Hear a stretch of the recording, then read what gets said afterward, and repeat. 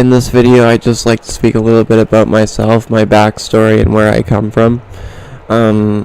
Growing up, my earliest memories are of being sexually abused, of being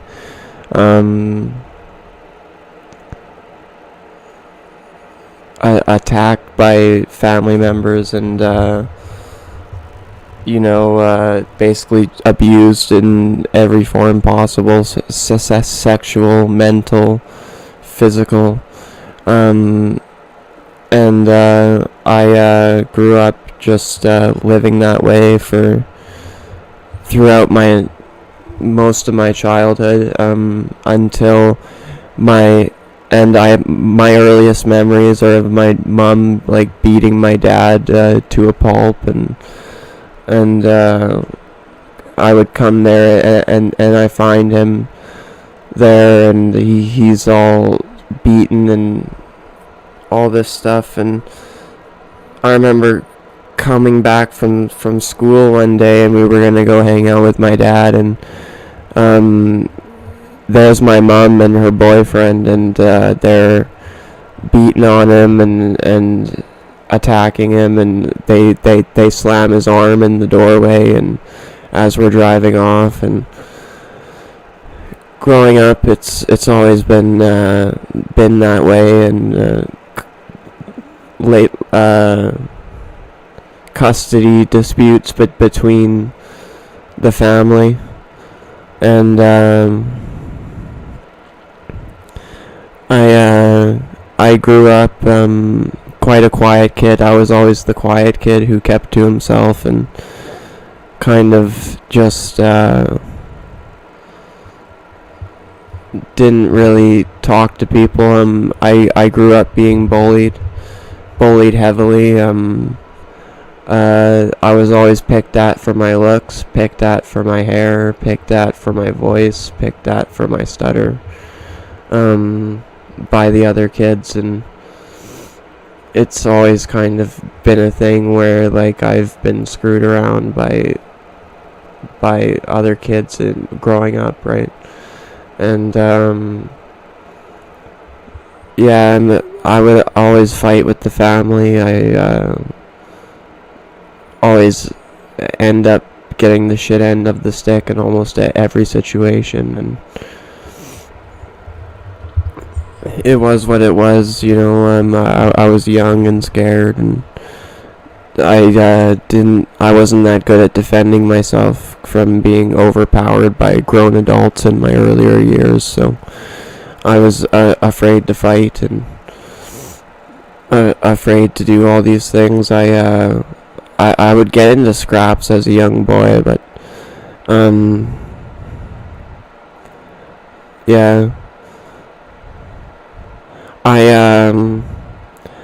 so that's my earliest years that I can remember. And then I remember from age 13 on, I start hanging out with my sister more, who eventually leads me over to Nico Rook's house, her boyfriend, who is now deceased.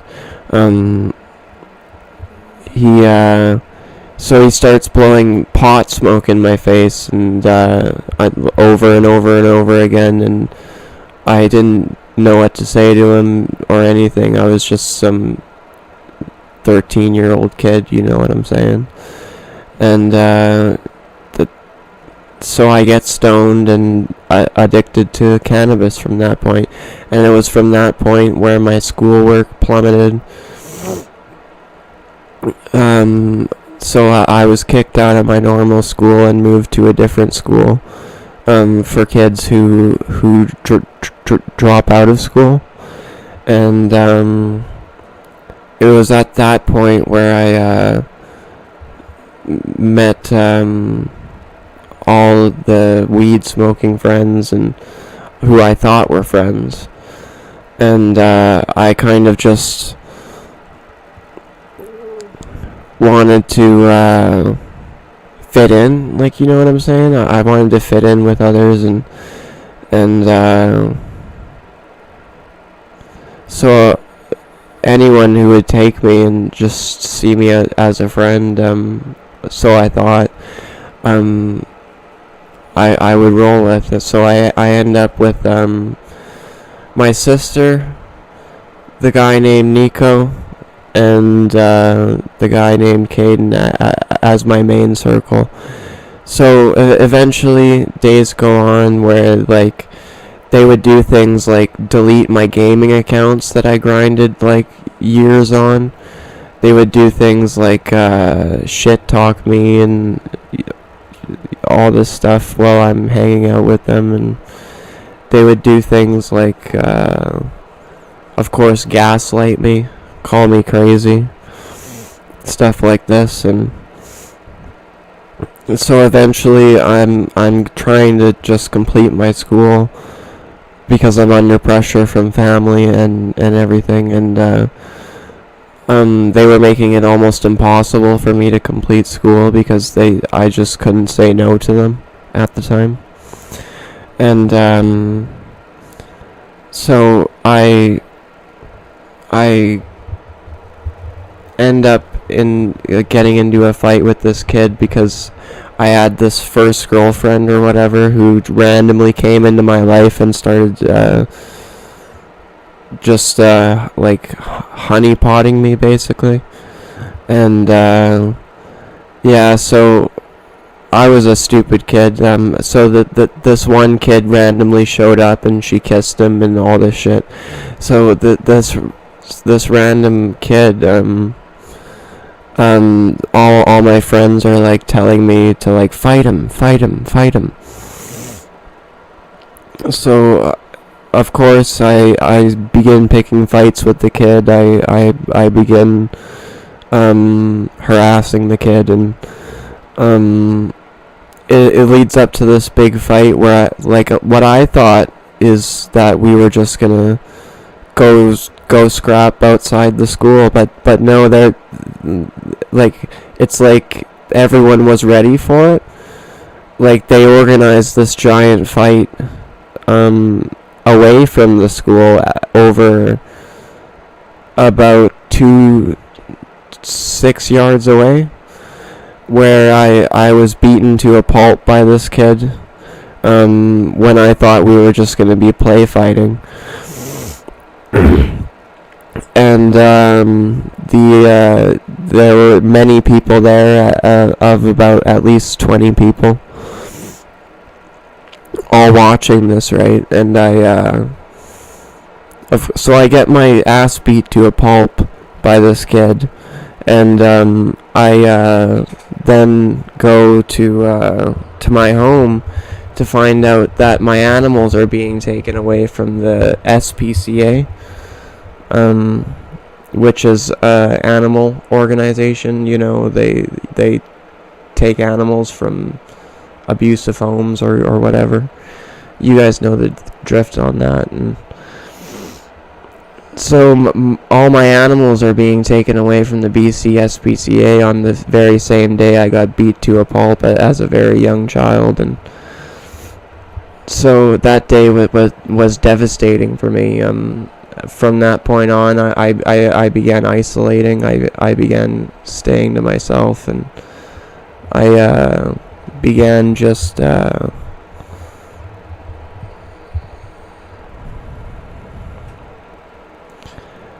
I began just kind of sheltering in and playing like nothing but video games and kind of hiding from the world because I was too scared to go outside, worried that someone would see me and, you know, beat me to a pulp again. So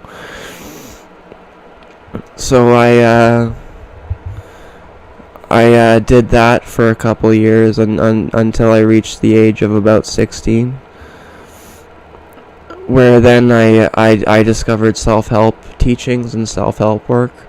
And I wanted to kind of better myself, grow my body, mind, and soul so that I'd be able to defend myself against my bullies, right?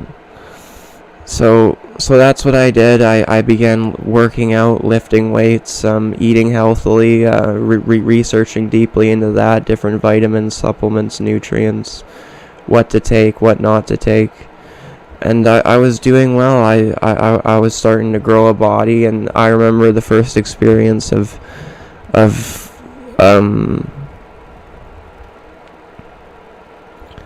like having a good body as a younger kid at about 16, and it was the most amazing experience of my life, just being able to look good and feel good about yourself. And until I reached the age of about 17, where fires hit in my region, and I had to move away, and at that point I had began taking steroids, because my dad ended up getting some, and he just gave them to me, and I of course I take them because I just don't know what I'm doing, and I take them wrong as well, take way too much, and I end up with heart problems and all this stuff. To this day, I have arrhythmias and all kinds of heart murmurs and shit like that have been detected. And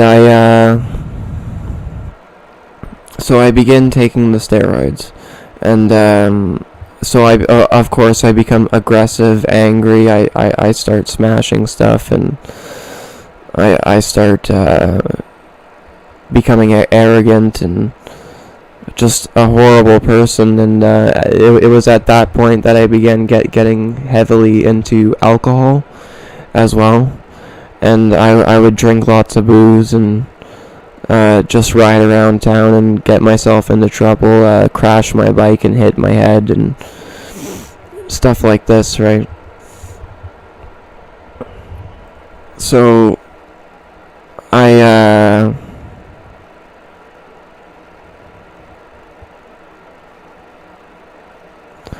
end up getting to doing this for a year, just getting drunk and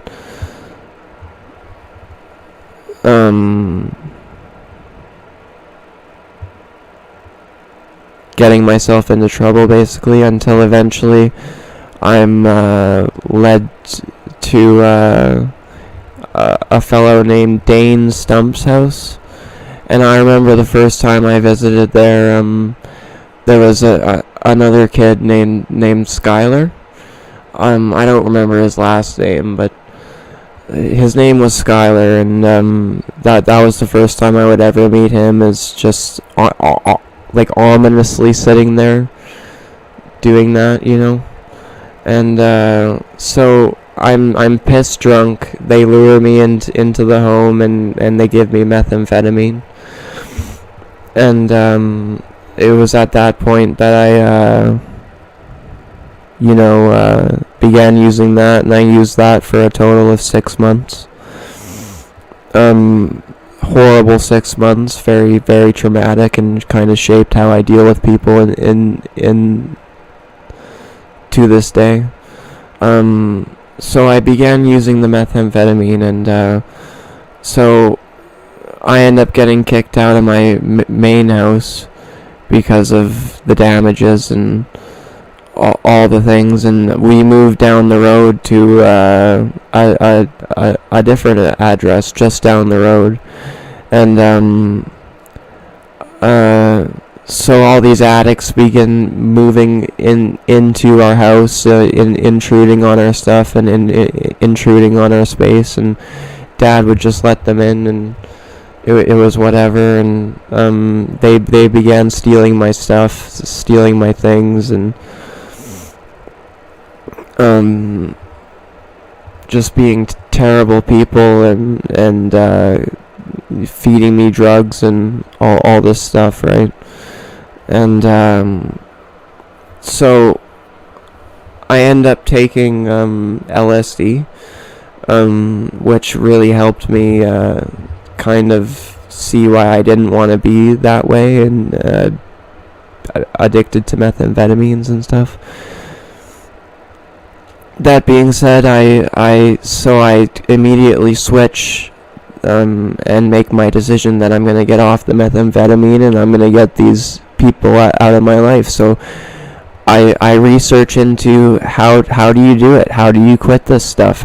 Well, it tells you to get rid of the addicts in your life and to completely cut off your access to it. So that's what I immediately begin trying to do. I start, confronting them for what they were doing to me and my dad at that point. And it eventually leads to the point where a breaking point one day where this guy he comes in and he starts cooking crack cocaine on the table after I'm trying to clean the home and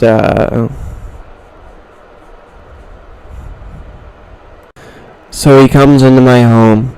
He starts cooking this crack cocaine, and it was at that point that I snap and I figure, if I don't do something to defend myself and my family,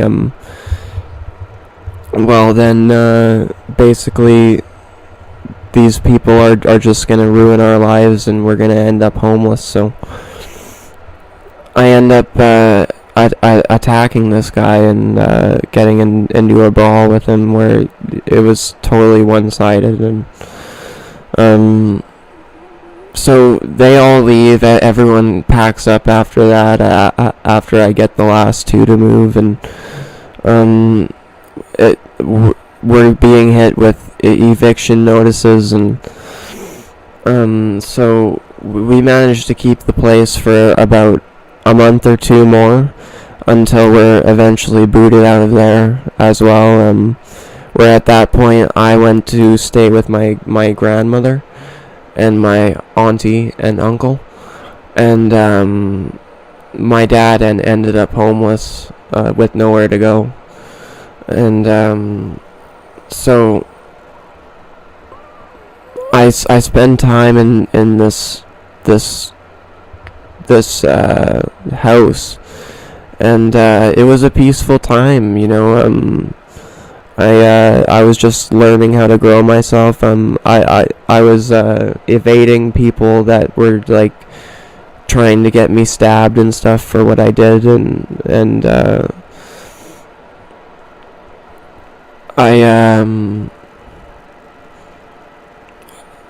I evaded them for about 2 years after that, but minor detail really. So I'm living at this house, and my uncle would always do this thing where he'd go like he would clear his throat really loudly, and I guess that would be my first experience ever of what is called sensitization.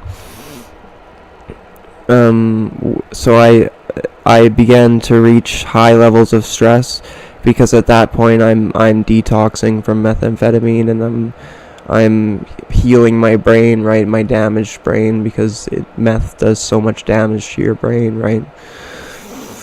And I'm being put under high levels of stress from these people, and eventually it leads to arguments and all this, and so eventually both of us get booted out after I lose my 2 cats that I had. Of course, one of my cats was left at the previous house, and then another cat I managed to find and bring with me, and of course I never had the money to get him fixed, nor did my parents, so I couldn't get him fixed, and they wouldn't let the cat stay, so they gave him to the SPCA, and so I lose my 2 cats again, cats of about 4 years, having these cats, and not much goes on from there. They end up booting me and my grandmother out, and we get our own place. And I remember first moving into this place. It was in about the mid city, and it was then where I really started to become lonely and worried that I was going to lose my mind if I stuck to myself and too much. And so I began heavily researching self-help, like really trying at it, really lifting weights, really putting a grade A effort towards staying clean and being healthy. And so I do that for all of 2018, and I would go to the river valley and meditate, and I would basically just keep to myself. But at that point I was starting to become heavily bothered by police and random thugs from around town, who just wouldn't leave me alone, basically. Even though I was living quite peacefully and just keeping to myself. And so I lived like that for about all of 2018, and eventually I end up moving back to the place where my auntie and uncle let me live, but this time we had the tenancy because they themselves got booted out. So I make it to this place, and it was peaceful, and me and Grandma would fight a lot, and it was a very narcissistic abuse type of scenario. And so I end up working at this hotel, and at that point the loneliness is really starting to get to me, so I began searching for a girlfriend, for someone to be with, right? And I tried hard on dating sites, because that's the only method I had access to. I tried pickup out on the street and stuff like that, just approaching random girls, and I was terrible at it, but I tried it anyways, and rejected almost every time. I must have been rejected about 50 times until I end up losing my virginity to one girl on my 19th birthday. And after that point, I just became really hungry to find love and hungry to find someone to be my girlfriend, and so I eventually find this one girl, and she ends up heavily rejecting me, and then rubbing it in my face out on some street theater skit, right? And at the time I didn't know what that was, and so of course I react terribly. I start to become suicidally depressed, and I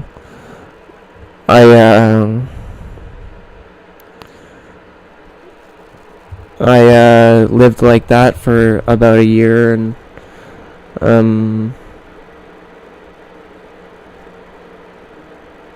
yeah, I just couldn't get over this girl.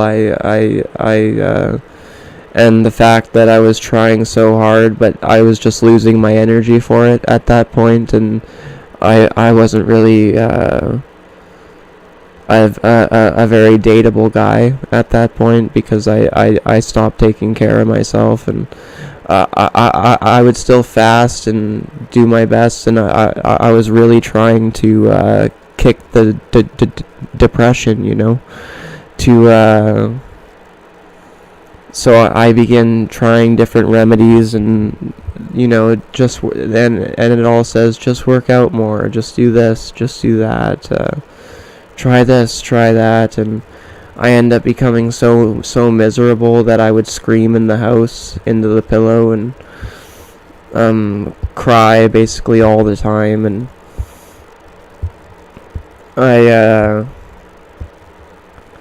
I began drinking alcohol again after about years of sobriety, right? So I begin drinking alcohol, and I start to become even more anxious and depressed, because alcohol is a depressant and it drains your serotonin. Which problem with depression is you have low serotonin when you're in a depressive episode, right? And so I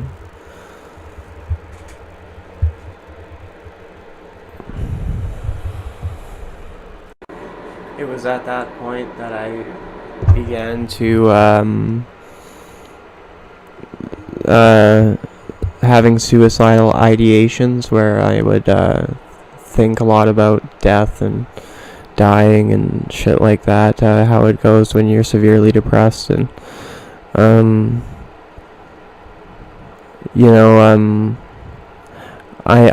never made a actual attempt, but I had the ideation, and so I lived like that for about 2 years, right up until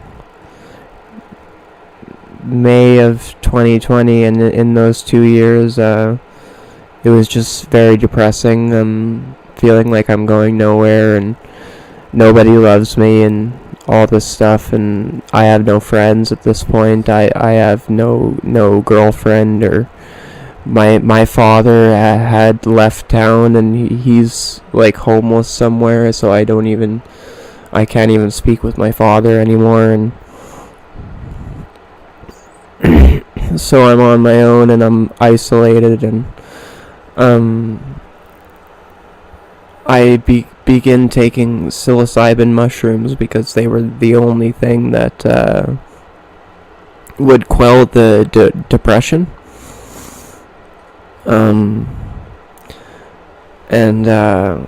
So I'm taking those for that period of time, and I just keep living this way for about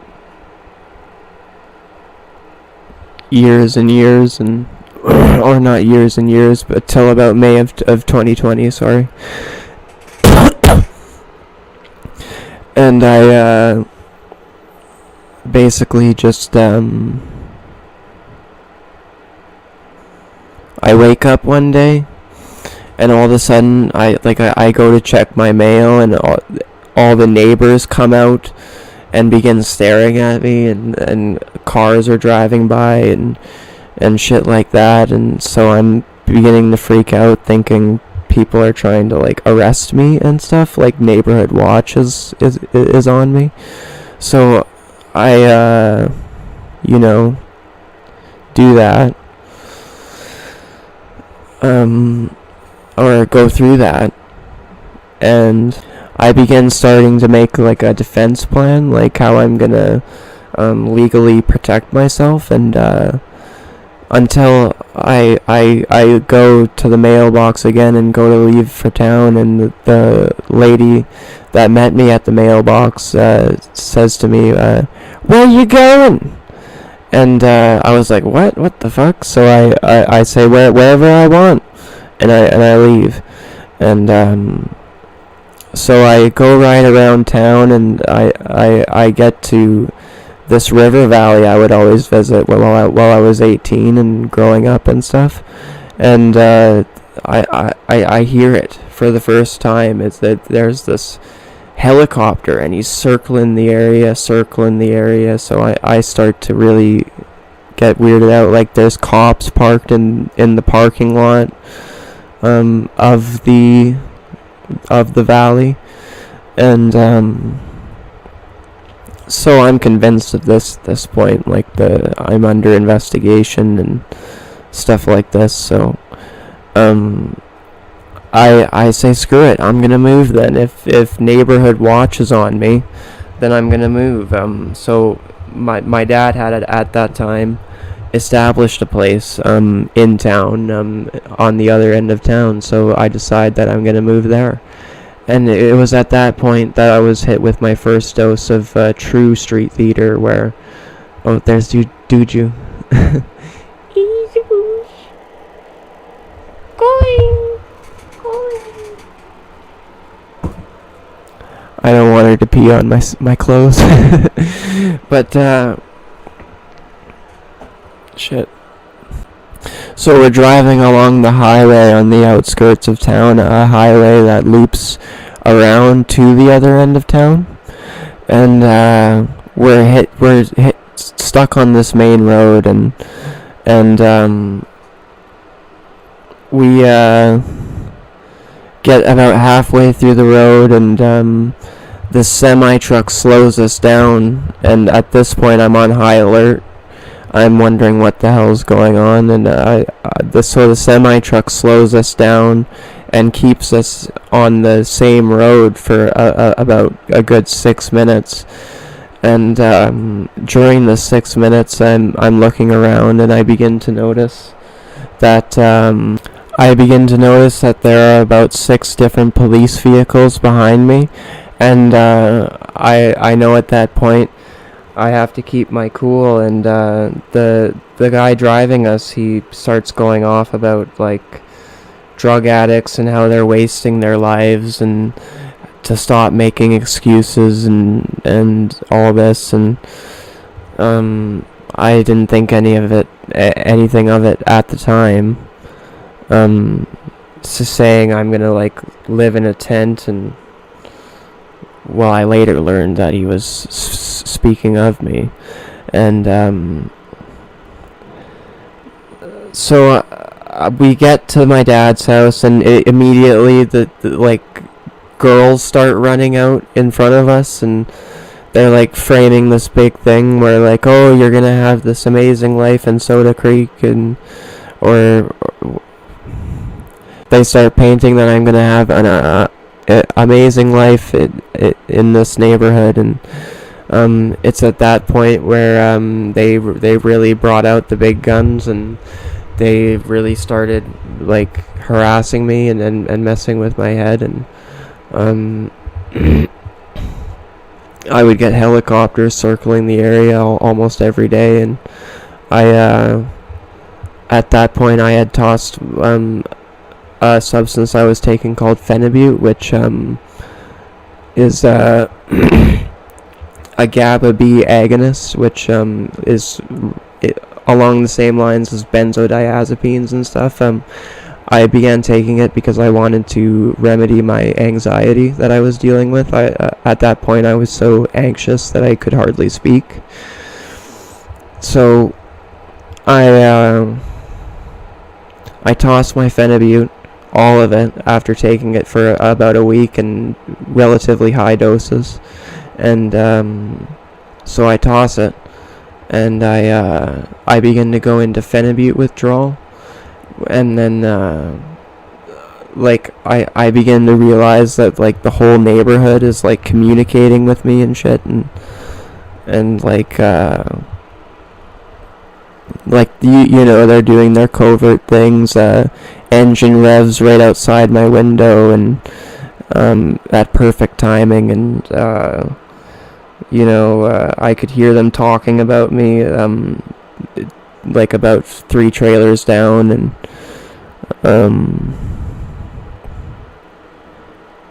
yeah, so at that point I begin to fear for my life. I begin to fear that I'm going to be like killed somehow, and everyone's telling me that I'm just losing it. Oh, you just need to get more rest. You just need to maybe go to the hospital. Do this. So I end up agreeing. I end up starting to search for help, and no doctors would help. I couldn't get a doctor's appointment over the phone or anything. They were all just saying, just go to the emergency room. So I go to the local mental health and substance abuse center, and I ask them if they can help me, and she looks at me and she says, "Oh, you're going through withdrawals, huh?" And I'm at this point just keeping my head down and staying quiet, and so I ignore that. But it was after I left the mental health and substance use place. We began walking around town as about 8 to 10 vehicles were swarming me, all painted in gold. And so I think they have like local security on me or something, like a security team that I know now is just what was just street theater. But I'm swarmed heavily, and I can clearly tell that they want me to snap, they want me to blow up. So, but I don't. And I'm sitting at the main mall for about 20 minutes as the taxi driver that's supposed to pick us up keeps delaying the whole time. I'm being swarmed by police and these golden vehicles, right? And of course they never do anything to me. And the taxi guy shows up, and as I'm looking out the window, that I notice the taxi driver too is like, he's like looking where I'm looking in a very creepy, weird way. And so at that point, the Phenibut withdrawal had worn off. I had gotten 1 day of sleep after 4 days of no sleep. And I begin to feel fine. I begin to feel alright, and the worst of it is over. And I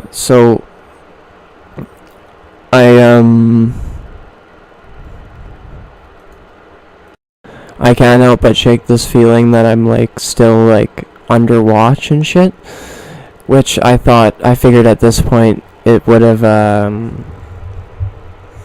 died down, because everyone's trying to gaslighting me, basically telling me that I'm losing it and stuff. And so I begin to believe them. I begin to believe that I'm losing my mind. So I agree to go to the hospital, and they conveniently set up a taxi middle of the night that comes right away and to pick me up. And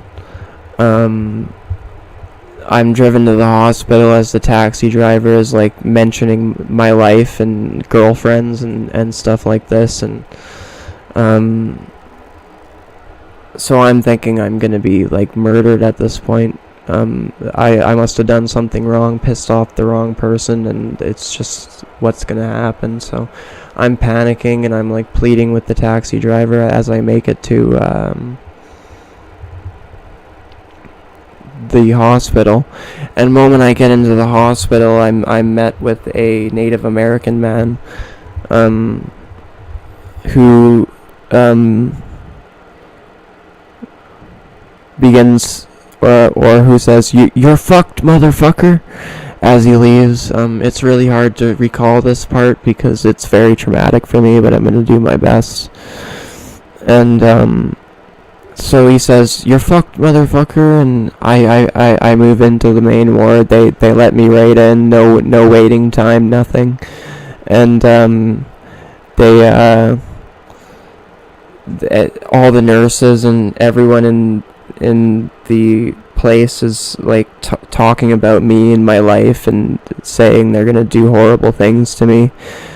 So I eventually get to I'm really panicking and freaking out, and I get into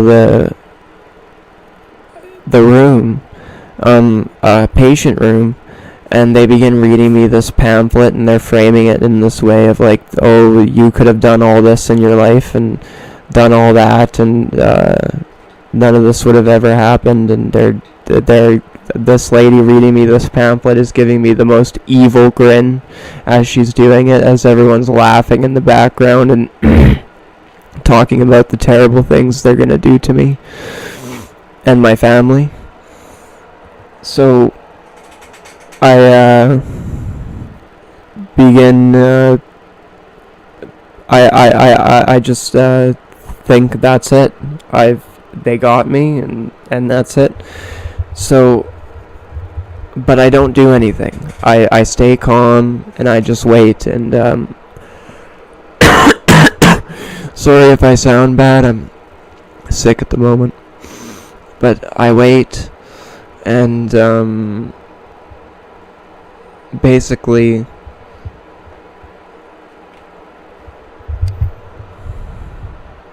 this guy comes in, and he injects me with an intravenous needle, and I'm thinking I'm just gonna fall asleep, right? I had told them I had started getting sleep and all this, but he comes in and he injects me with this intravenous needle, and I think I'm gonna fall asleep, whatever.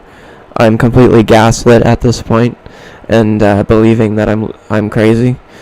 So I begin to get ready to fall asleep or whatever. I'm still panicking, and I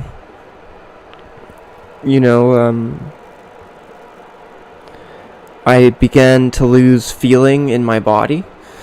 So to the point where I'm eventually paralyzed on the table and completely derealized. If you don't know what derealization, it feels like you're looking through a window at your life and you're the outside observer. I'm completely derealized and paralyzed on this table, and like someone's coming in and out of the room and making weird sounds and shit, and I can't see them at all. And they're talking about like terrible things, that like how they murdered my animals and my family, and how they're like dressing them up in weird outfits and like just terrible things, right? And I guess that would get me banned, wouldn't it? Shit. Basically they begin talking about terrible things they've done to my family and what they're gonna do with me, and at that point I'm freaking out. I'm at the peak of like stress and adrenaline, and thinking I'm gonna be like cut apart on this table. So I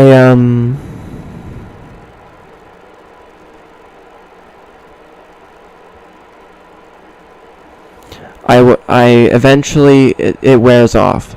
It wears off, whatever it was, and I come out. They tell me to come out and pee into a cup. This had been going on all night, and it's morning now, and so I'm told to go pee in a cup, and of course I couldn't, so I just whatever gave them the cup back, and it immediately as I exit the room, they're calling me like a dog and shit, and all this shit, oh little puppy, and all this shit, like, and I immediately as I exit the room, I see someone with a towel over their head being like laid onto a chair, and I look to the side of all the patient tables, and there's a guy laying there with a towel on his head, and they're talking to me like, oh little puppy, little dog, oh, and I'm looking at them, and I'm seeing their mouths move as they're saying this, right? I'm not like hallucinating it, and at that point I become full aware that I'm not losing my mind, and this is actually a serious situation that I'm in. So I begin thinking I have to get out of here. I don't know at this point that I'm actually like could have just walked out of there. I think they're trying to keep me there and to murder me. So I walk out, and they eventually, one of them corners me, but in the patient room. She puts her door or chair in front of the door, and at this point I'm so full of adrenaline and like really just panicking, and so I begin fighting. I hit whoever I could, and but moment I started doing it, the whole attitude switched. It went from craziness and shit talking and all this to call the police, oh, stay there, and they all completely switched on the whole attitude, and immediately I realized that I fucked up heavily, right? So the police show up and put me in handcuffs, and they drag me off to this back room, an isolation cell, and they inject me with an intravenous needle again, or not an intravenous needle, a regular injection, and I fall asleep. They strip me naked. I had woke up naked, just in a hospital garb, and I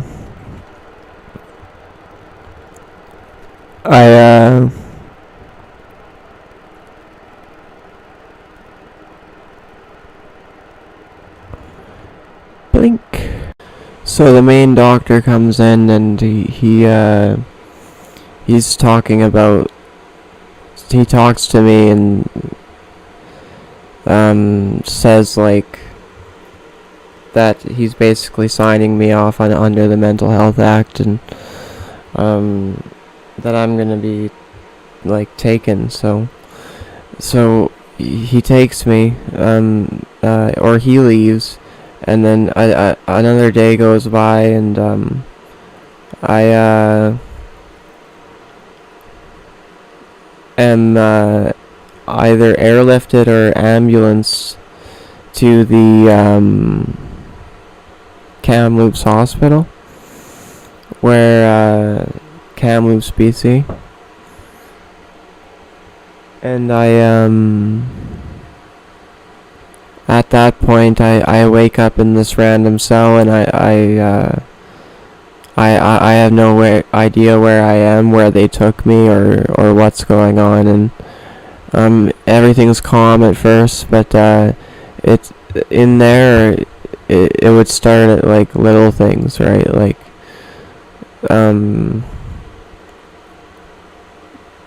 people would say certain things and then stare at me, or I'd be out on the main ward, and they'd say things like, yeah, he's paranoid,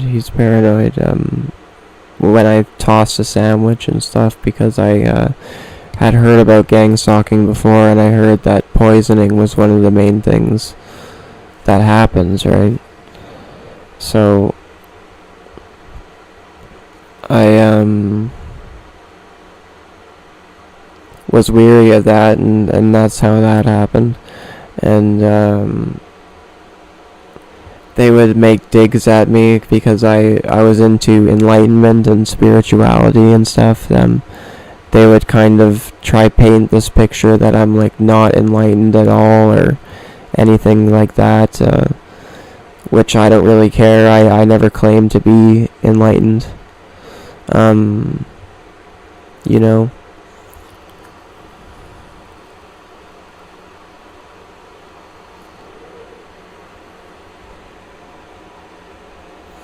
So I start phoning my family in there.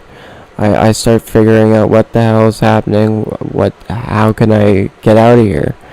And I phoned my grandmother, and she's laughing at me, playing jokes, having a great old time at the fact I'm in there. And I honestly, I just wanted to get home so that I could fix my PC, or build my gaming PC, right?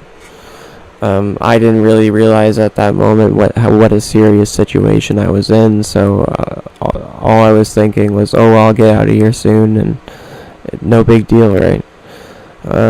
So I sit there in that I was in a special care ward of about it had 4 rooms, and it was the small little back room they had, and with a security guard sitting at the entrance to the room with the 4 rooms, or no, it would be 6 rooms, and it starts. They move this lady in called Maureen, and she starts going, help, help, help, help, and she would do this constantly, like fucking constantly, all day, every day. And at first I thought it was just, I'm in the psych ward, obviously, so it's just lady with dementia or whatever, right? But then every now and then she would break and she would go, help, help, help, you're gonna pay the price.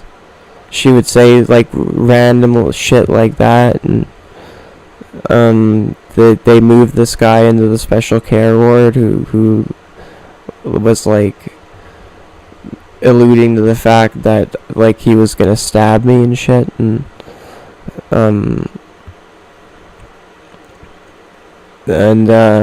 later I moved into the room he was in, and he I figured out he had carved a hole in the wall, like covert threat, right?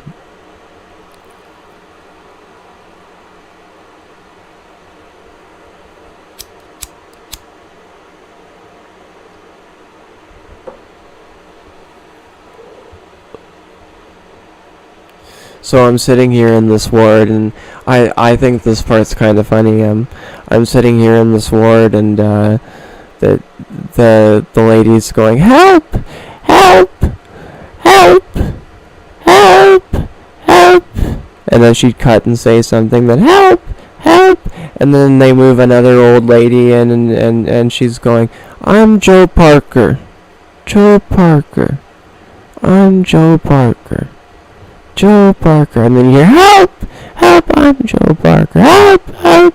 So it was this crazy thing, right? And then they would start moving people on. First it was a woman on the phone who was saying, like, while glaring at me with a smile on her face, she was looking at me saying, I lost everything, all this stuff, right? And it's hard to remember this, cause all of this, honestly, because it's been such a long time. This is only the beginning of my experience here, and so they would move people in and do little like covert messages with me, and in a very covert way, and it was. All I knew is that I just had to wait to get out and I'd be good, but I eventually make it out into the main ward, and that's when it really starts, lots of fuckery and bullshit happens, essentially.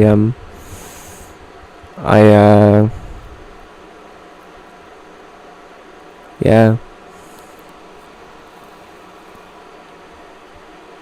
So I make it out into the main ward, and that's where the games really start. I won't say much, but I got a chance to read the Mental Health Act. They had it on the board, right, on the wall in framed pictures, and of course no one would ever let me read them. While I would be reading them, people would interrupt me, and right, so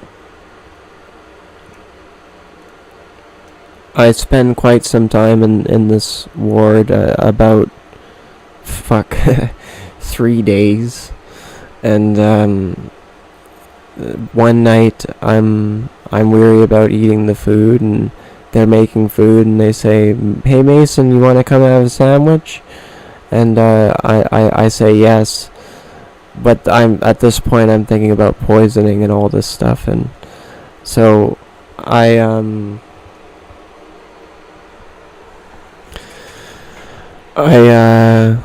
accept the sandwich, but I then just toss it in the garbage, and then they randomly come out and hand me a pill, risperidone it was, which I know now that I react terribly with risperidone. It makes me irritable, depressed, and all this stuff, right? So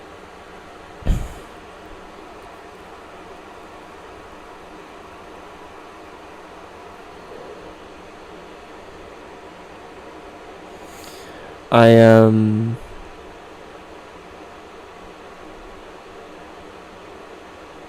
take the pill, and then as we're watching the movie, I think it was some Pirates of the Caribbean movie or something, and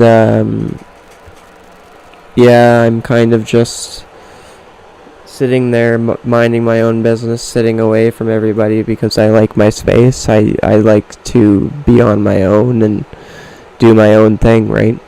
And there are people mingling with each other, and they're saying, "Paranoid. Yeah, paranoid. He's paranoid." So I leave. I say to myself, I'm gonna go back to my room and just go to bed. So I make it to the room and lay in my bed, and then the nurses next to me are like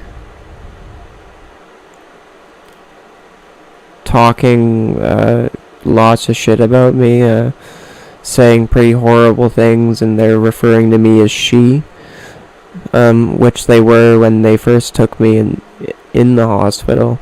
They all do this thing where they refer to me as she, and so they'll say like, "She does this, she does that,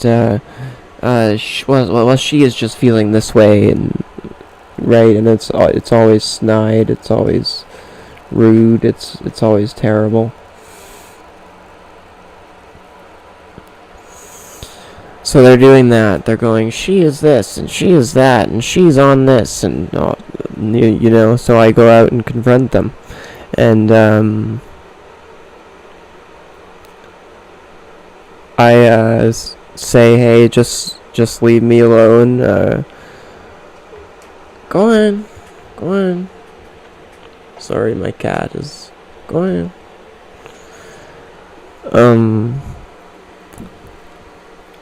I try to defend myself. I try to just tell them off, and then another nurse walks in and whatever, and they say, "Just go back to your room," all this, and I say no, and I walk to the main ward again, only to find the TV is off, and everyone has left. Everyone is gone. And instantly, almost, like, people just, like, went to bed, right? Or whatever. And no. That was when I went to my room, and then I returned to the main ward to find the TV off, and then the nurses started talking shit. So sorry about that. It's hard to recollect all this, because my mind doesn't work as best these days, and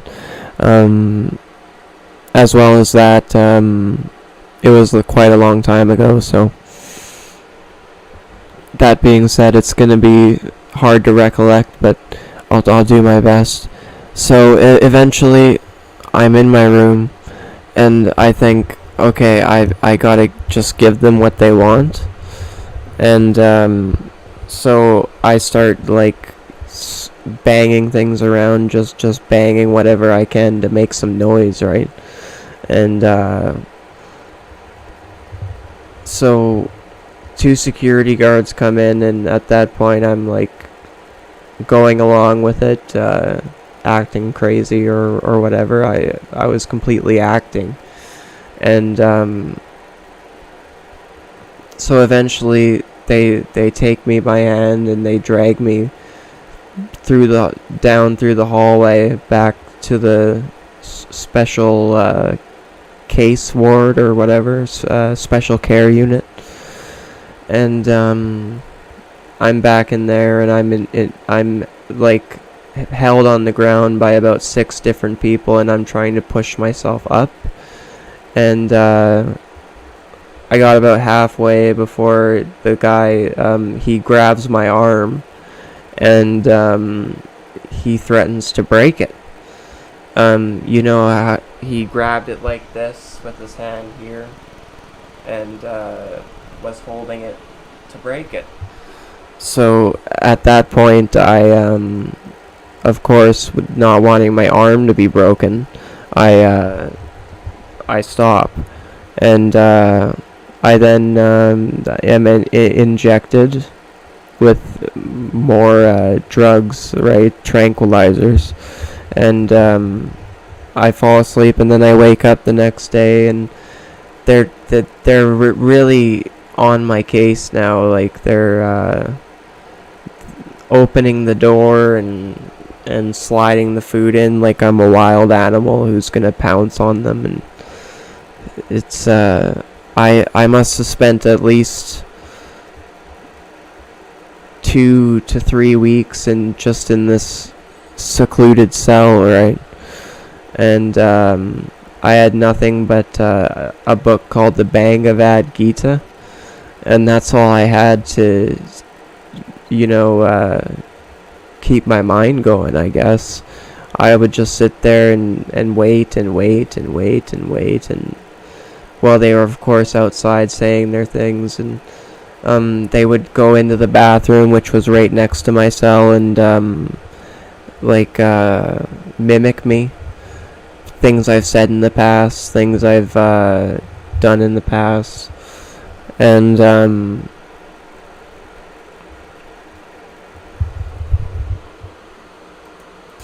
eventually I'm moved back out I'm let out of my cell.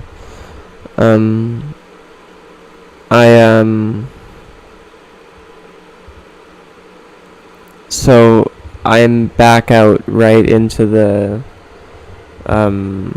unit, and the special care unit, and this guy comes in and he starts doing like martial arts moves and stuff, and starts talking about how he has a boxing bag at my dad's like I do, and all this different stuff, right? He would say these things, these convenient life things about me, and he would just mimic me a lot, right? And he was friendly to me, to my face, and rather a friendly fellow, but he was obviously not to be trusted, right?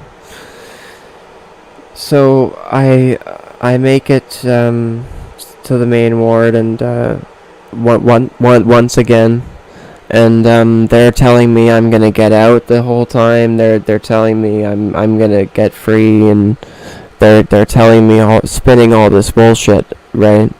And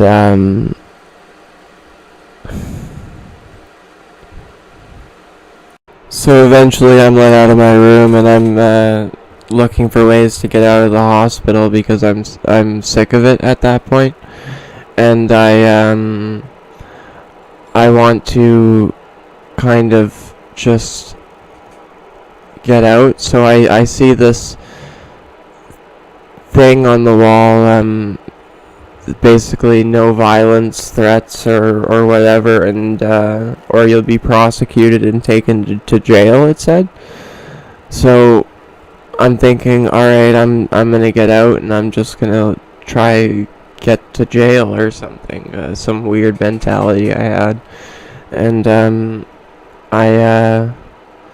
so I tell the nurse I'm not feeling safe.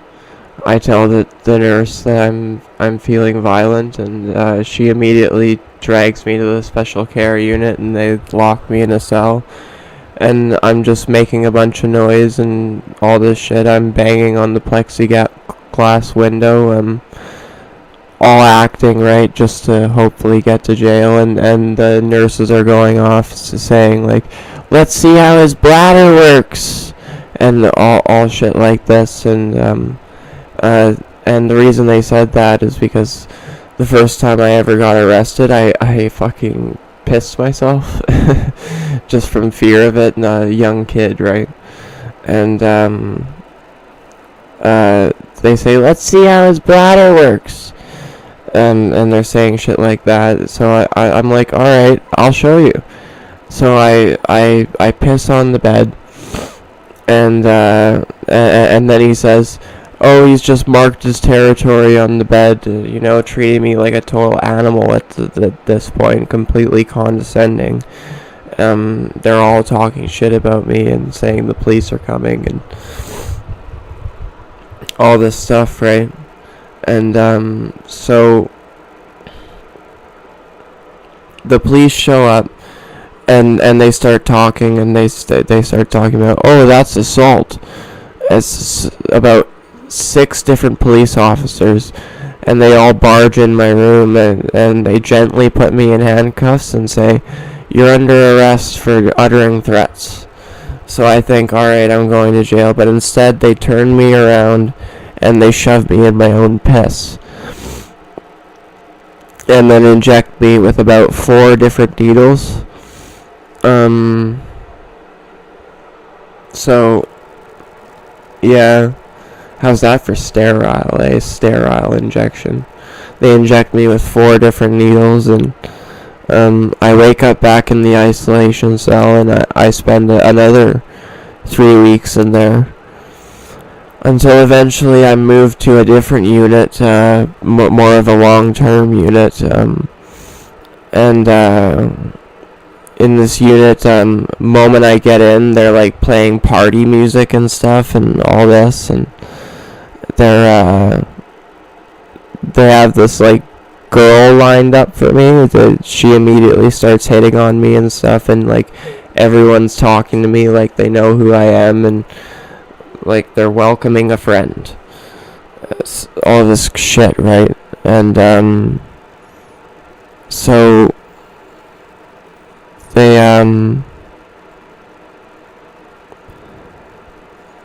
this girl keeps hovering around me, changing her makeup and staring at me, and eventually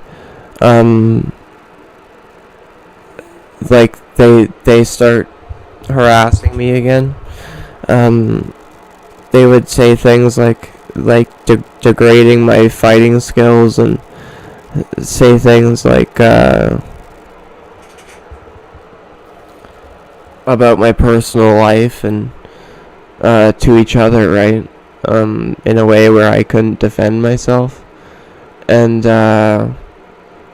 so basically I'm knowing it's still going on, but at that point I know that I have to not react, and just not give them what they want, because obviously that's no way of getting out. So the doctor keeps seeing me, and I'm so anxious of the doctor, because I want to get out, and he's the guy who holds that, right? So I'm anxious about the doctor until one day I walk to the main console, right? We have our ward, and then the people are behind like a big security wall on consoles, right? And so I walk to the main console, and the lady starts going off about, oh, we have an erratic patient in our ward, and send security and all this stuff. So I start getting scared and all this, and I'm waiting for them to come take me, right? For whatever reason, I'm unsure why, but I'm afraid at this point. And so the girl that was gonna was warming up to me, or whatever she was doing, she comes out and she says, "I don't want to go. I don't want to go." And then they make this big scene, right? And then immediately after, the main doctor sees me, and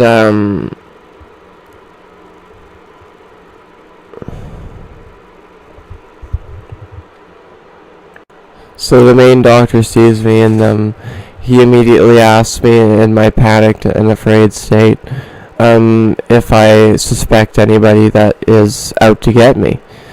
And I tell him yes, because obviously so. And he says, "Oh, we're keeping you until your intrusive thoughts are gone." And he's painting these intrusive thoughts that I was complaining about as delusions. And he's saying my intrusive thoughts are delusions. We call them delusions. And so I'm signed off another month onto the Mental Health Act, and I spend about a month in there as they worked at me. The nurses would do things like snag onto the plate of my food as they handed it to me, hoping I'd drop it. They would say covert little things, condescending. They would read stories that were completely directed to me. And the people in this ward were utterly evil, crooked to the core. You just have to look at their face and see how sadistic and fucking terrible people they were. All of them. The nurses, the patients. And so at that point I'm just biding my time. I think I gotta wait, and I'll get out. And so they really dogged me in this ward for about a month straight. Like they would poison me and all kinds of stuff, and I just remained silent and stayed quiet and didn't do anything about it, right? And that was the first start to me getting out.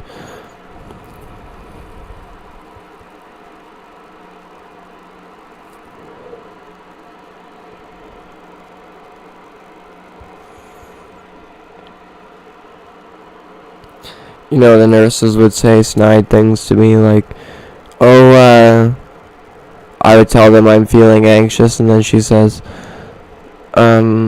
"Because of what's happening, eh?" And shit like that would happen and go on. And my room, before they put me in it, it was about a dormitory ward with about like 20 different rooms. And they put me in the one on the very corner with the main view to the stairway. And every day I got to watch the stairway. People going home when I wanted to go home so bad. So they put me in this room, and the people on the stairway would fuck with me hard. They would stop on the stairway, then glance at the free world and really soak it in, and then they would keep going home to work. And as they were walking up the stairs, they'd stare at me, then keep walking, then stare at me, then keep walking as I was watching them leave. And they would do real torture tactics, mental torture tactics like that. And eventually I moved again after a period of about one month to a rehabilitation center for the mentally ill. They say I need a life skills program to get by. So I'm like, whatever you guys are gonna do. And I go there. And I was there for about 3 months, where I was heavily mobbed. Constantly, they would take us out on walks, and they would just mob me pretty bad, and they would constantly be watching me for mental illness. I couldn't even appear stressed in there without being asked invasive questions, and I everyone would crack their knuckle at me, right? All kinds of people would do that. The moment they saw me, they would crack their knuckle, and so eventually I discover on YouTube fully what gang stalking is, and how to deal with it, and how to get through it, right? And so I I just follow those rules. Never react. Never give them what they want. Never do any of that stuff. I wasn't too familiar with psyops and sensitization and all this stuff at this point, or at this point, yeah. And so I spend about lots of time in this ward, and I basically at this point I know that I'm microchipped, because they, in the second ward I was brought to, they hooked me up to this brain scan machine, and it's been hell ever since they did that to me. So I'm under the impression that I'm microchipped, and that I am basically am gonna die before I get out of the hospital. So there are lots of bad characters there, and I end up starting smoking cigarettes. I end up starting smoking methamphetamine in there whenever they could get it, because I think, fuck it, I'm gonna die. What's the point, right? I'm gonna die in this fucking hospital and whatever. So every day, as they worked me every day in different ways, they had a basketball court, and I would just bide my time playing basketball, never reacting, never doing anything like that. And I made it out that way. 3 months of being in there. I was in the hospital of a total of 6 months. And I eventually make it out. Right before I try to leave, they created a psyop, like they were creating a fake file about me, and they wanted me to react, and I'm sure if I would probably still be in there for like a long time. So, but I didn't. I didn't react, and then I walk out the next day. I say bye to him, and my parents pick me up, and we leave. So after a long 8-hour drive home, I finally make it home to where I started, and I'm on high alert at this point. I don't want to go back to the hospital. I think they're gearing to get me right back in there, and immediately the town starts heavily mobbing me, getting the engine revs outside my house, and all things like this. And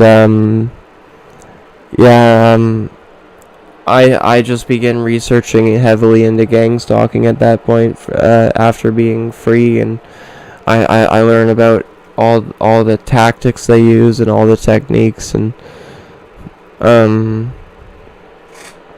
I basically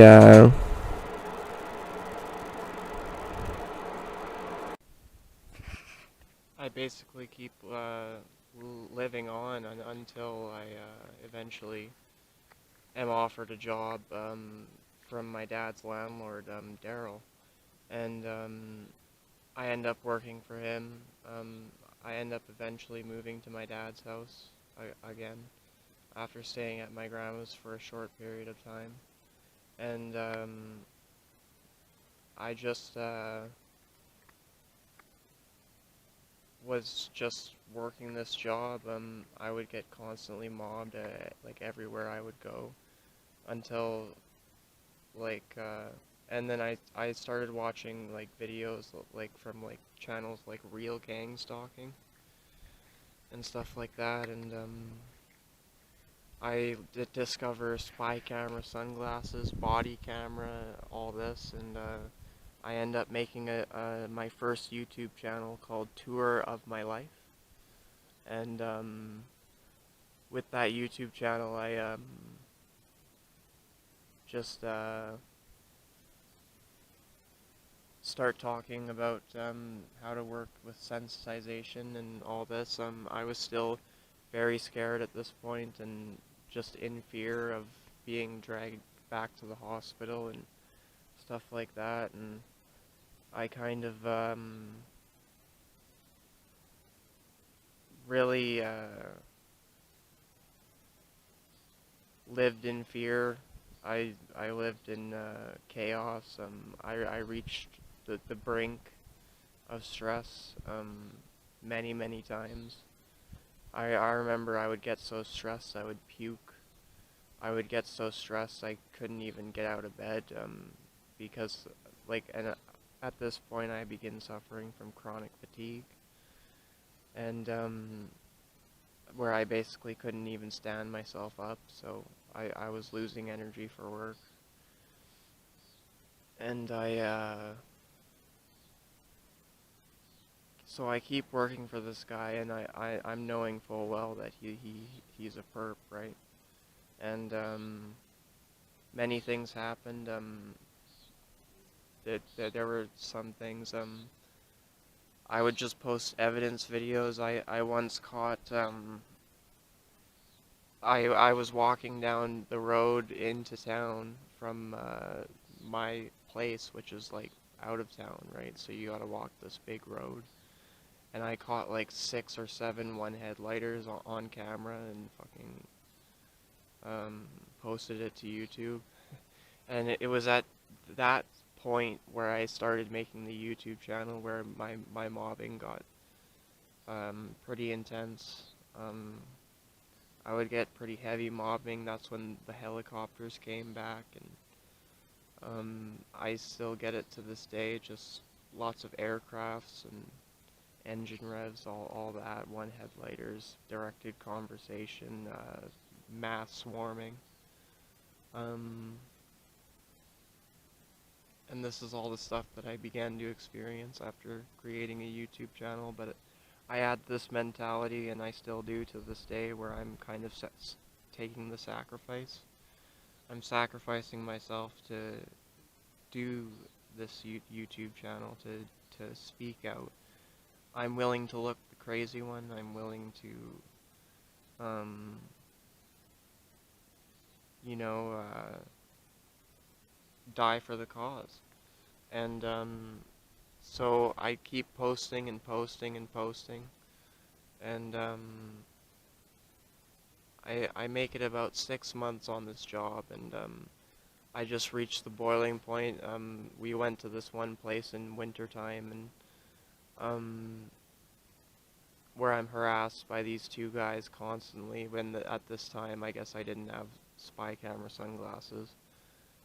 So, like, the things like he would be standing behind me and he would whisper like "pussy" to me, and I would be breaking up the in insulation for the outside of the house. It's like this blue foam that you stick to it. And he's like talking to all the other workers saying like, "Oh, I think he's paranoid. I think he's paranoid." And so after that point, I just didn't want to work anymore for this guy. Um, I worked with him now, but I'll get into that later. Um, and I kind of just stopped working, and I live in this house. How I would deal with my stress is I would mainly just smoke weed and play video games, and I had this monthly injection that I signed up for while I was there. Um, I was given the option to take the pill or the injection, and for some stupid reason I picked the injection. And I ended up being on that injection for about 2 years until recently, about a couple months ago, where I managed to convince them to take me off of it, and I'm on the pill now. And I just live day to day with heavy mobbing. I began to get used to it. I began researching heavily into the Bible. I began researching heavily into like more self-help and just that like the highest teachings of wisdom, right? Um, Self-actualization, Christ. I read into the Bhagavad Gita, but um, and yeah, I just lived like that. I tried to be as righteous as I could.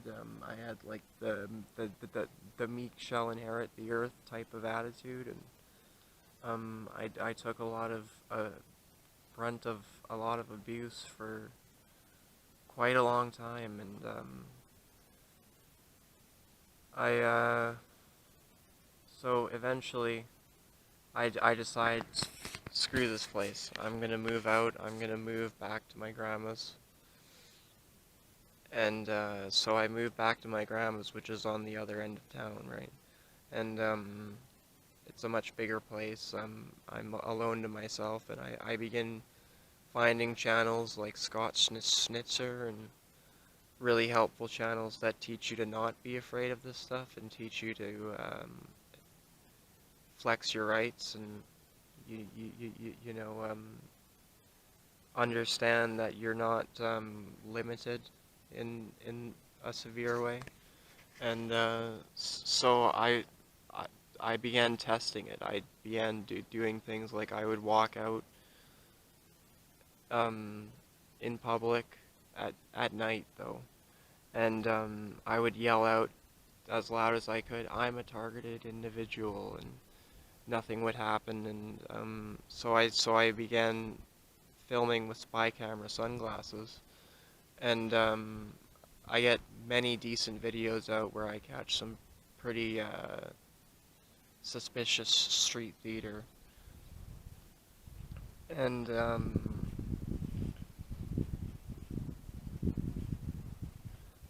I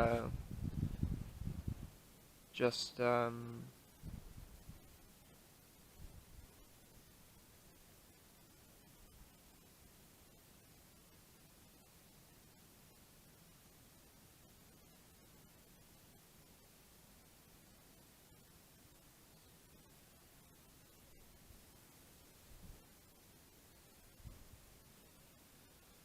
feel like there's like a wild cougar or something that's gonna come fucking attack me because I'm in the middle of the woods right now. But I began gathering evidence. I began commentating on videos like on street theater and shit like this, right?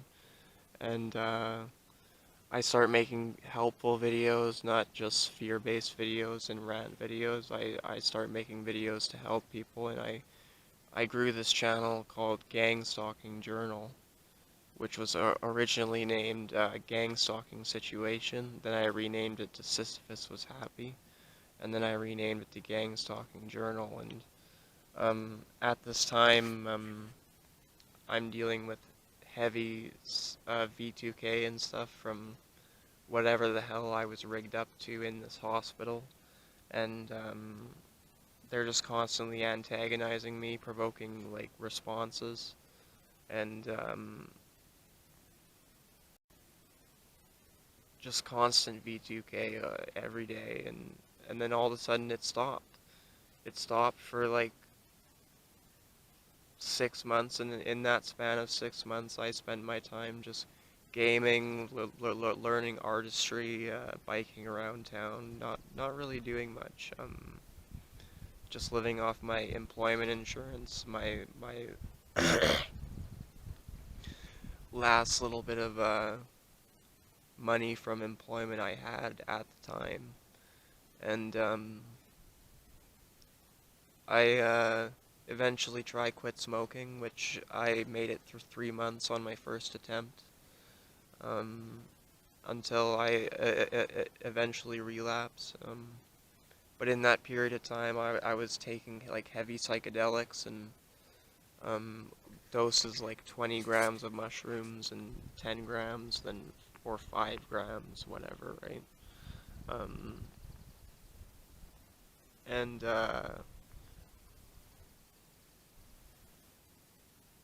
then all of a sudden, um, the V2K comes back, right?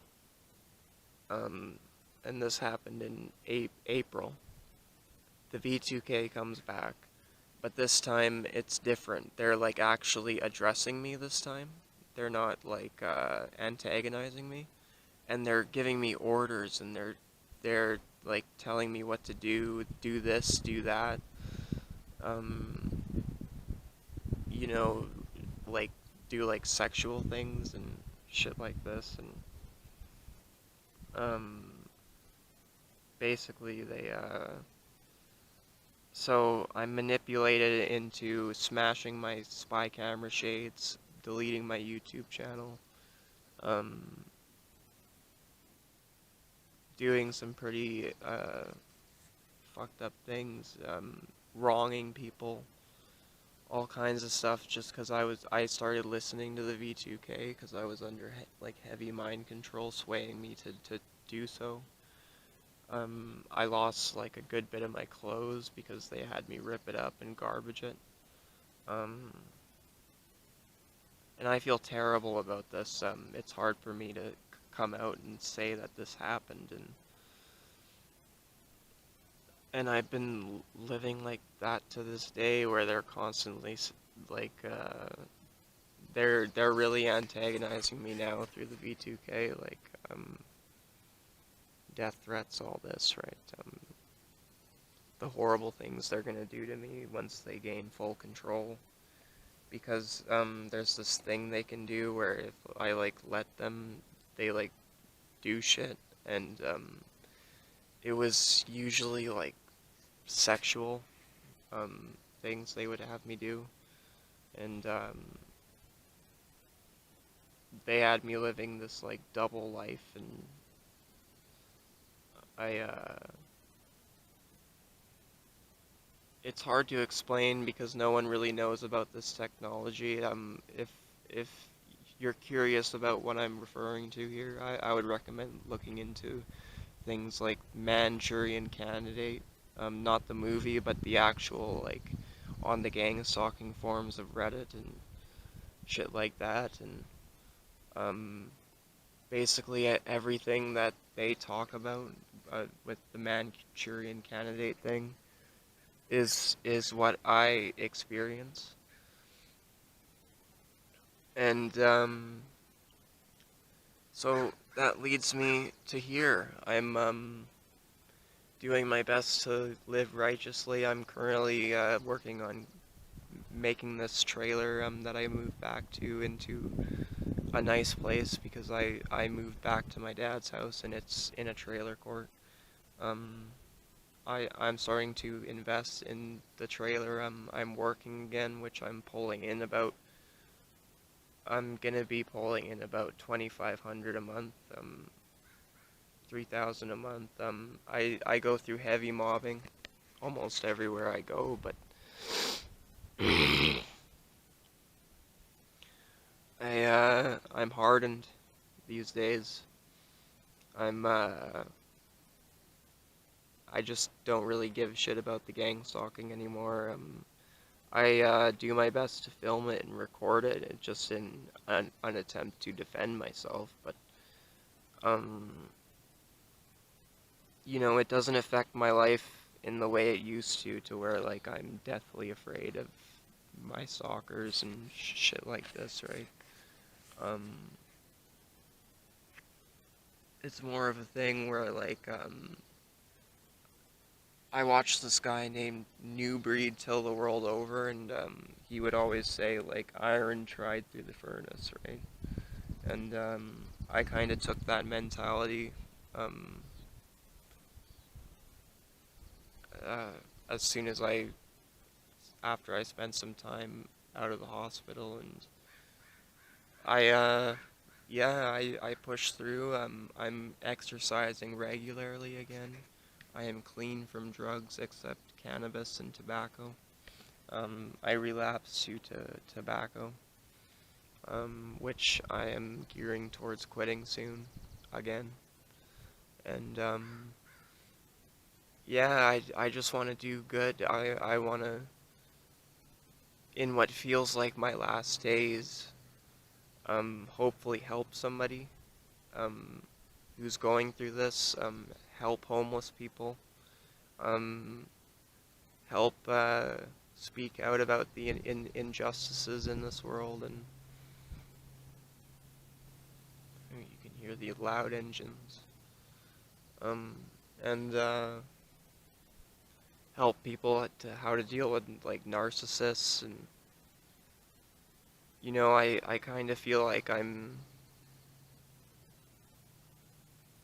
in my last days where like they're gonna like take control of me and fucking do whatever, right? So that's where I am right now. I don't know if this is true or not, if this is gonna happen. I haven't been told what's happening to me. Um, but I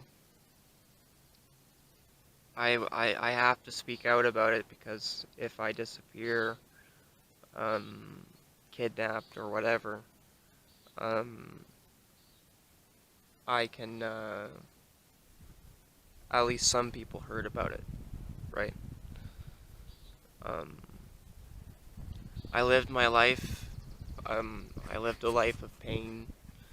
I lived a life of suffering and anxiety and depression and heartbreak and tragedy and all this, but I always found blessings in every curse, bright side to every coin. Um,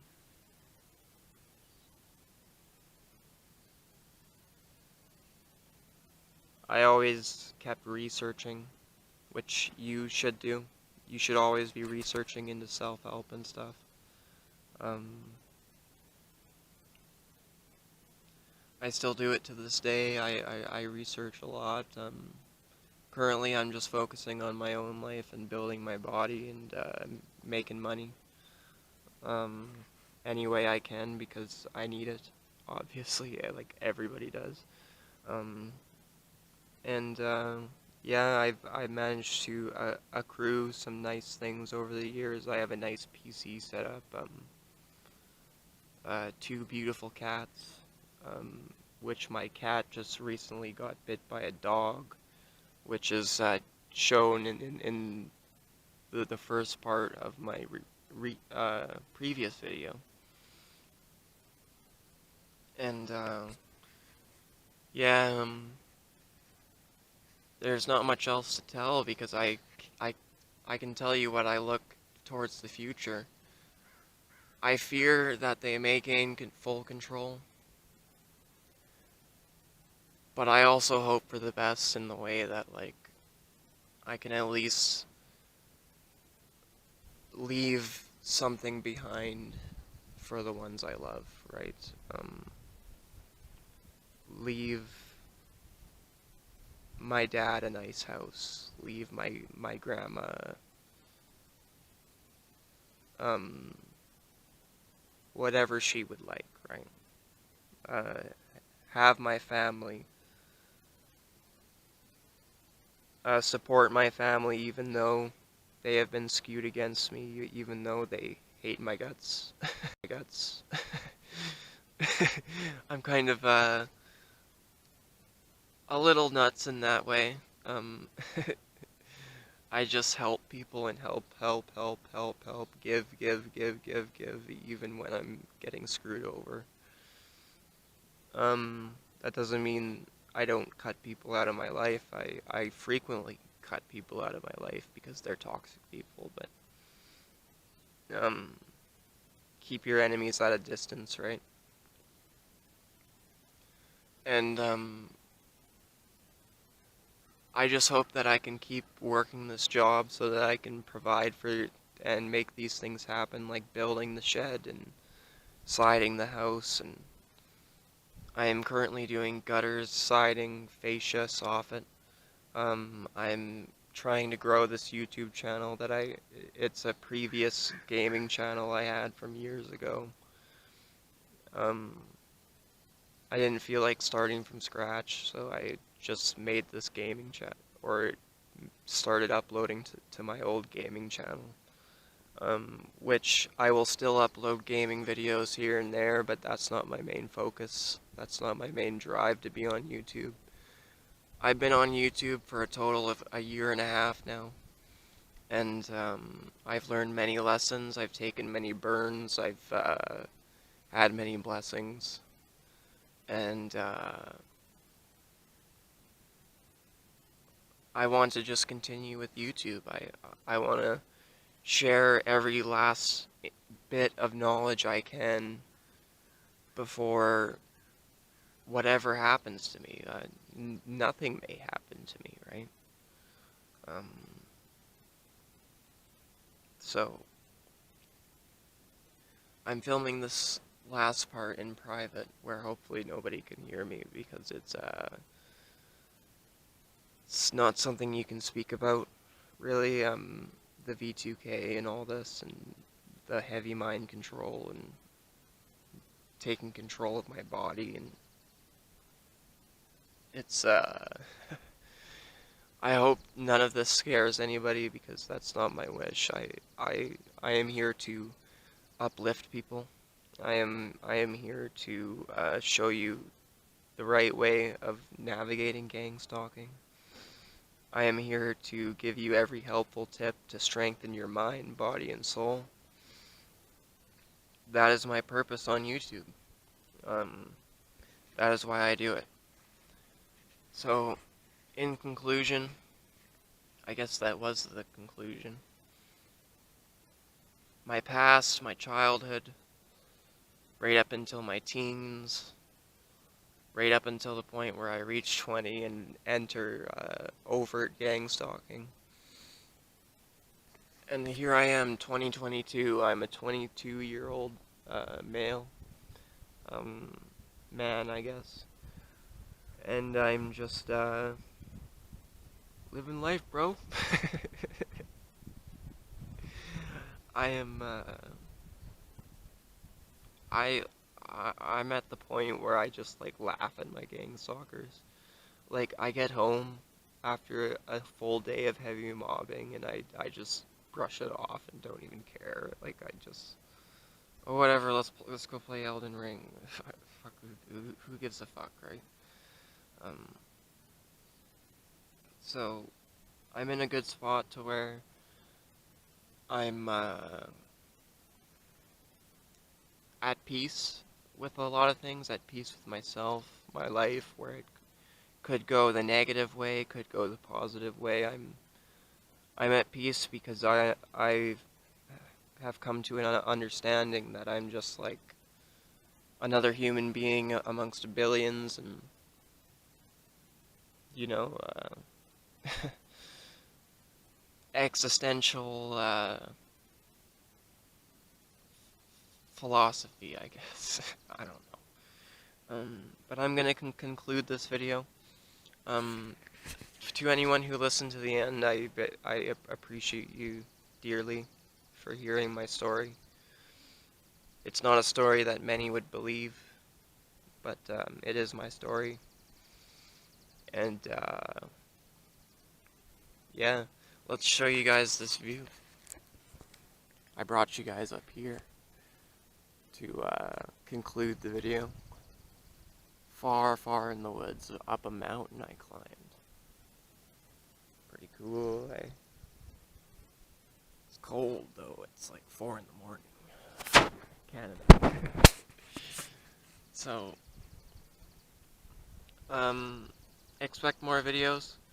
I am continuing on full forest. I'm gonna try to restore most of my old content, of course, evidence footage cannot be restored because I can't go in the past and refilm it, right?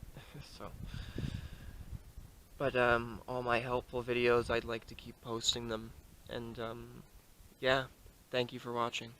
Bye.